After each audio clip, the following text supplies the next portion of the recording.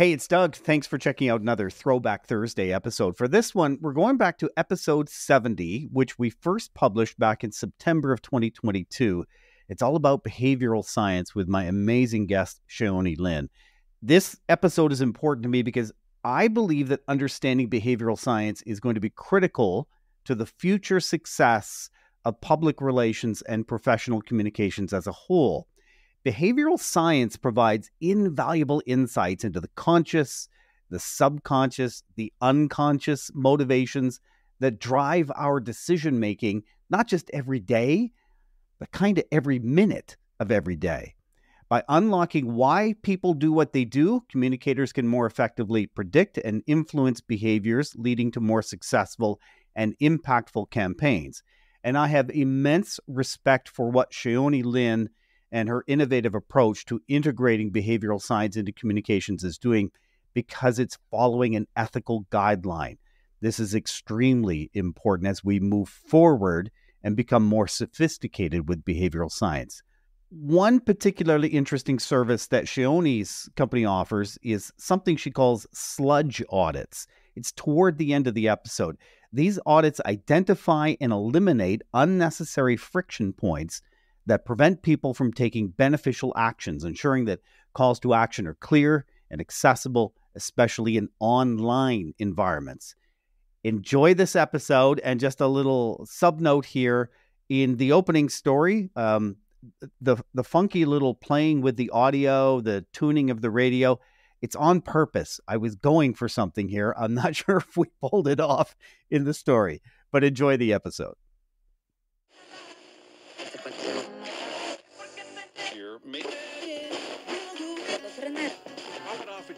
In his book, Thinking Fast and Slow, Daniel Kahneman describes an experiment he once conducted. Individually, he asked participants to listen to a radio editorial using new headphones. People were told the experiment was to test the quality of the audio equipment and were instructed to move their heads repeatedly to check for any distortions of sound. Half the participants were told to nod their heads up and down, while others were told to shake their heads from side to side. Those who nodded tended to accept the message they were hearing as factual and agree with it. Those who shook their heads tended to reject the message as false or disagree. This is one example of the human mind. Gradually, we are discovering we are not so conscious and autonomous authors of our own judgments and choices. Today, on Stories and Strategies, what if we could understand those choices others make a lot better?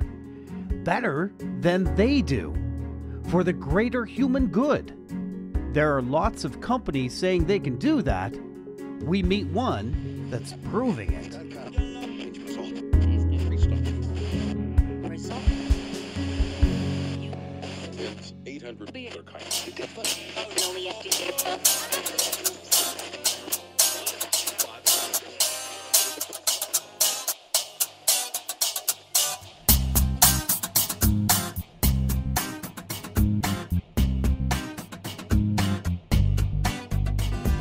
My name is Doug Downs. My guest this week is Lynn, founder and CEO of Lynn in Cardiff, Wales. Hi, Shione. Hi, Doug. Thank you so much for having me today. And we're recording in August. Folks won't hear this until September, maybe October if they're listening a bit later, but we're recording in August. How are things in Wales today? You've been having a lot of heat. Hot. Yes. Very hot. It is extremely hot. I've got the fan off, so we've got a good quality of recording. So start panting when I pass out. Glass of water by your side, all very that. Hot. I do have the water, yes. I'm well prepared. But yeah, no, it's we're not used to such consistent levels of heat. So yeah, it's going to get worse, I think, over the years. So yeah, in this for the long haul. We'll bridge to that conversation on climate change within our discussion here too. Shione, you started in journalism, so you have a bit of my heart already. You know, I'm kindred spirit, started as a reporter, but you've now been working in public relations, and we'll talk a bit more about that, for over a decade. You're the chair for the Wales Group for the Public Relations and Communications Association, or the PRCA. You're also involved with the Chartered Institute for Public Relations, CIPR, and you've been recognized in the top 35 business and professional women in Wales under 35. Now, the awards your team has won are extremely impressive. Fastest growing communications business in the world, which was Provoke Media. Fastest growing communications business in the UK, which if you're going to win the one, you're going to win the other. You should. Sabre EMEA Digital Consultancy of the Year, also from Provoke. UK Top 150 Consultancy in 2022. Number 2, Public Sector Consultancy. Number 1, New Consultancy. And in PR Week, you were listed within their top 150 consultancies in 2022. And you received the Mark of Excellence at the CIPR Excellence Awards in the New Consultancy category. And Cheoni, I haven't listed them all, just as a kindness to the listener. But let's start at the top. What is behavioral science consultancy? How is it different? Because you're not a PR or marketing agency. You are truly something different. How is it different from most PR or marketing firms? Yeah, good question. So I suppose before I answer how we're different, if we start with what behavioral science is, and as you'll know, there are many definitions. I tend to like Matt Wallard's definition, which is behavior as an outcome, science as a process, because we are talking about applied behavioral science, which implicitly is about changing behaviors. So what behavioral science really does, and I know your listeners have had exposure to behavioral science content, so some of this will not be unusual, but it's about unlocking why people do what they do. So it provides a deeper understanding on the conscious, the subconscious, the unconscious, motivations and influences that drive our decision making. It can really help explain why humans behave the way they do. Very important for a communicator. And often it may also help us predict how they will behave in the future. So in terms of how we are different, we don't see ourselves through any particular lens. We're certainly not PR. We tend to define ourselves as behavioral science communications consultancy. The way we approach work is to look at what is the problem we're trying to solve, what are the behaviors we're trying to influence, and therein work out the barriers, propose solutions, and basically come at it from a perspective of can we help. And I think it's really important because when people hear behavioral science, they tend to flags get raised quite often, and I often get the ethics question. Mm-hmm. And now I've got a slide on my presentation decks which clearly outlines the position, which is that, Lynn, we're about changing behaviors through education and persuasion, never through manipulation. So we always look to change behaviors for good. We look to change behaviors to improve and save lives, which is our mission statement. And also really important to clarify that at Lynn, with the behavioral science frameworks and techniques that we use, we are all about preserving agency.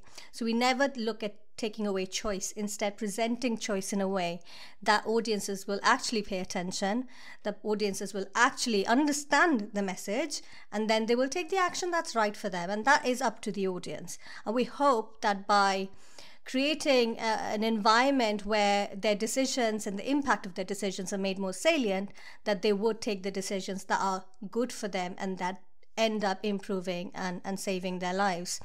In terms of going back to the question of how we're different, useful to articulate, I suppose, how we're set up.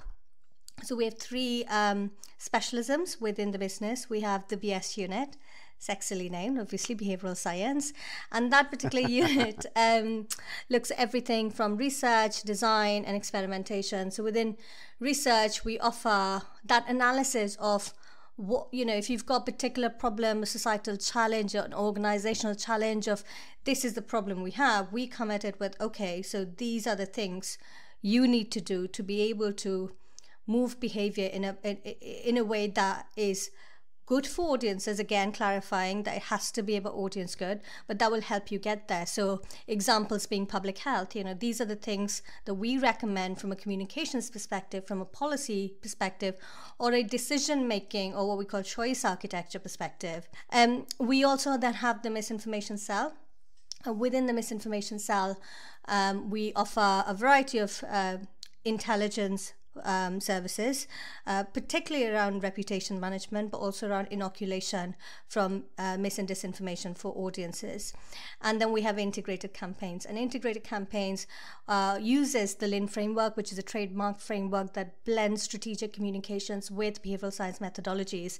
And it's a consistent model we use across all our work to provide that robustness and rigor from that academic scientific perspective, so that we can blend that with then creativity to create campaigns that have impact and ultimately do change behaviors. So hopefully that explains in terms of how we are set up.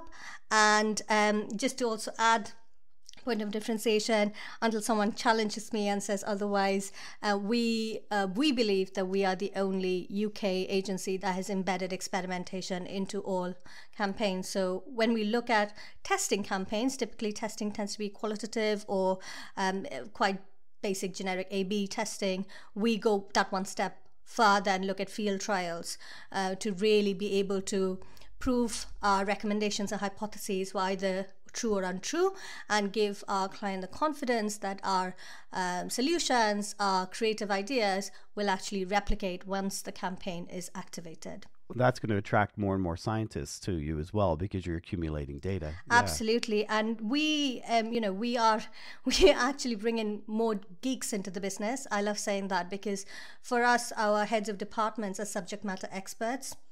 So we're built in a way where subject matter experts bring in that authenticity and rigor, but they are supported by a team of robust integrated communications practitioners. And that's how we maintain that authenticity to our services. Behavioral change for the greater good using today's science. And you have 3 practice areas: Lynn Health, Lynn Planet, and Lynn Change. Talk me through a project. Tell me a case study. In the beginning, the challenge or the pain points, what you did, what was implemented. I'd love to know about the experimentation that was involved and the ultimate outcomes. Yeah, so I'll talk you through one of our campaigns, which is one of our more recent award-winning campaigns. It's called Don't Miss Your Vaccine. And it was run for our client in the UK, the NHS South East London ICS. And so this was during July of last year. You may or may not recall, but we had in England a directive from the Prime Minister to release all restrictions. So, things were going to go back to normal quite quickly. And our client brought us in because, contrary to the hypotheses, that once the vaccination program moves from the priority groups to mass vaccination, that take up within younger age groups would be quite high. But what we saw was contrary to that, in that there was quite high levels of hesitancy in young people. So young people were actually resisting and refusing the vaccine, which was creating a lot of concern in that run up to that restrictions being eased in England. So our client brought us in saying, we have a few weeks to get this done. We need to improve our take-up levels, specifically for under 40-year-olds. So we segmented the groups into 2, 18 to 29 and 30 to 39. That was done to align with the vaccine data, so we could see what the communications impact was through to the actual outcomes. So we were quite fortunate in a way, because 2 things: we'd worked with the client for several years, so we had a real sense of that particular patch. We knew the audience really well, but also we were undertaking primary behavioural science research into that exact same issue across England. So we had cultivated quite strong data insights, albeit not in that particular location, but from a similar demographic across England. So we had a real sense of where young people were when it came to the vaccine drive. We were able to turn this integrated campaign around in 1 week, which was madness, and I never do that again. But we were able to do that because we had that research insight already. We also had a client that absolutely trusted us and totally took our advice and went with it. And we had that consistent framework to apply to a campaign. So we were able to turn it around. And one of the key insights we had was young people were feeling quite scapegoated because the media narrative here was, the rise in infection was due to young people being selfish and them not protecting their community, etc., etc. So they were feeling quite scapegoated. They were also, there was a lot of describe risk versus experience risk. So lockdown 1, when we didn't really know what COVID-19 was and the government tells you to stay at home to protect yourself and your family, very easy to be compliant because you haven't experienced that risk. But as you experience that risk and you don't perhaps fall ill with COVID-19, or you don't see people around you falling ill, you start, pushing those thresholds, those boundaries with risk. And so that had led to a lot more risk-taking behaviors. And also you can look at hyperbolic discounting, for example, the trade-offs young people make. It's quicker for me now to go to a pub than think about what would happen 7 days on. So that we had the insight, and we knew agency was going to be really important. So we changed the narrative from what was the norm at that time in the UK, which was protect yourself, your community, the safety and control message. And we knew that the big insight we had was freedom had to be framed in a positive sense. It needed to be about vaccination, needed to be reframed from being a threat to personal freedom to being something that enables you to go back to your life that you had pre-pandemic. So we leveraged personal benefit. So we were the first campaign in the UK that went from, it didn't go into the whole protect your community, because we tested that, by the way, but it went into do it for the selfish reasons, do it for going to the pub, do it for seeing your friends, do it for going on holiday. So don't miss your vaccine, whatever your reason. What the phrase was, whatever your reason, if you're over 18, don't miss your vaccine. And we pulled together some really creative imagery and narrative around sort of all of the stuff you could do if you got the vaccine. So that was a 4-week campaign that we turned around, and that delivered a really high real world outcome, in that in 18 to 29-year-olds, we saw a 77.8% improvement in vaccine take-up in 4 weeks, and a lower take-up for 30 to 39-year-olds, which was 10.8%. But that was because they had access to the vaccine for longer. And we also saw very high levels of improvement with certain specific groups that were at risk at the time as well. So that campaign did exceptionally well. It's now in its 10th iteration, and we're still working on it. It's one of the most, I would say, well-known young people vaccine brand identities in the UK. It got commissioned by NHS England. Certain assets got commissioned to go England-wide. We had lots of discussions and continue to have discussions with very senior colleagues in government and civil service. And the campaign's, as I say, now in its 10th iteration. It's won several awards. It's won awards in PR Moment, PR Week, CIPR Excellence Awards, etc. Really proud of that one. I think that's a really good example of sort of behavioural insights, behavioural science approach in action, but at pace.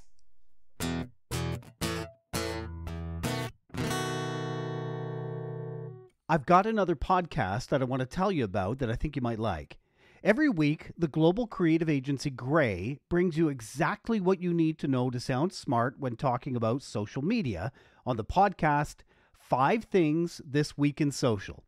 The team at Grey have produced over 125 weekly episodes and were named Adweek's Best Agency-Hosted Podcast for 2022. The hosts have partnered with some of the world's biggest brands and are experts in social media and emerging tech. They'll discuss everything from the next Instagram feature to how we shop in the metaverse. Listen to 5 Things This Week in Social wherever you get your podcasts. Search for it in your podcast app with the hashtag and the number 5. That's 5 Things This Week in Social.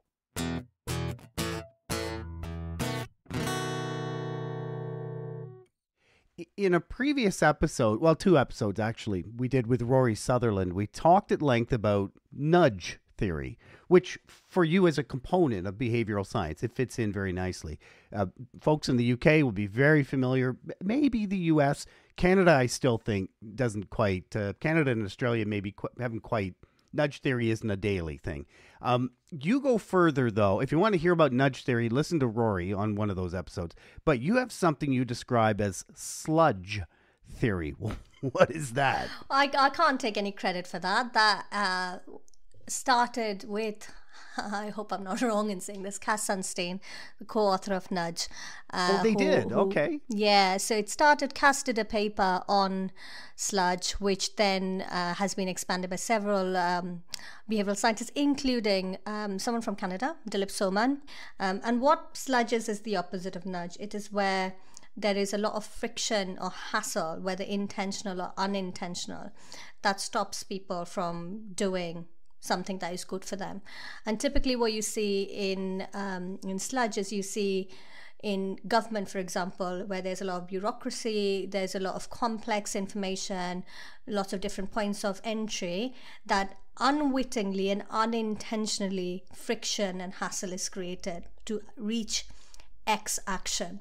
So by having to go through that friction or that sludge, audiences may be put off, they might go through inertia, and they may defer their decision making. So it stops them from accessing something that's good for them. On the other hand, you'd have intentional sludge, where you'd have organizations who know exactly what they're doing. They know that by introducing friction into a journey will stop customers from, say, unsubscribing, or do X, Y, and Z that is not in the company's benefit as opposed to the audience's benefit, right? So a good example is when, and this is a very classic example, is a gym membership, and you want to sign out of it, and horror stories of how difficult it is to sign out, cancel a gym membership. I've seen people, like, literally, I'm trying to think of this, I think Dilip shared it on Twitter, but it was this experience of an individual who had to call a particular phone number and then fax a letter and then get that notarized. It's just absolutely insane. But, likely it is that they know exactly, the organization knows that by introducing those friction points, you just give up, because that's a human tendency to give up, especially if it's small amounts that doesn't really, impact us. And, if it's like an X amount and you're like, fine, it's not worth the trouble. So I'll do that tomorrow. You keep deferring it. So that's sludge. So what we do at Lynn is we provide a sludge audit, so where we go in, typically in online environments, where we help our clients understand that because we tend to work also in the public sector quite a lot, that the way they've set up perhaps their content, their calls to action, the user journey is not in the audience's interests, and friction points and hassle is stopping individuals from taking that call to action that is good for them. Perfect. Last question. Misinformation and disinformation, one being maybe accidental, the other being intentional. All the rage, all the scorn right now. It's a key segment offering for you. How can you help governments and large organizations with misinformation and disinformation? Yeah, so that's is it worth me just outlining the different types of information, just to be clear? So misinformation, as you say, is inaccurate information that is shared without the intent to mislead or cause harm. Disinformation is organized, it's inaccurate information that is shared with the intent to mislead or cause harm. And there's also then to consider malinformation, which is accurate information that is shared with intent to cause harm. And also conspiracy theories, not to forget, the belief that events are being controlled behind the scenes by a secret cabal of evil individuals for their own benefit. So the misinformation cell at the business, we are focused on providing a very different service than the other mis and disinformation services out there. We take a very human, qualitative approach to being able to help clients build, as I say, either protect their own reputation. So by that, we provide intelligent solutions where we're able to identify disinformation that are narratives that are springing up in the niche corners of the internet before it hits the mainstream of, say, the Twitter. So we are able to provide that intelligence to help organizations be ready to respond back should disinformation hit their mainstream, and be able to respond in a more strategic manner. We also offer inoculation services, which is about protecting the community and their audiences.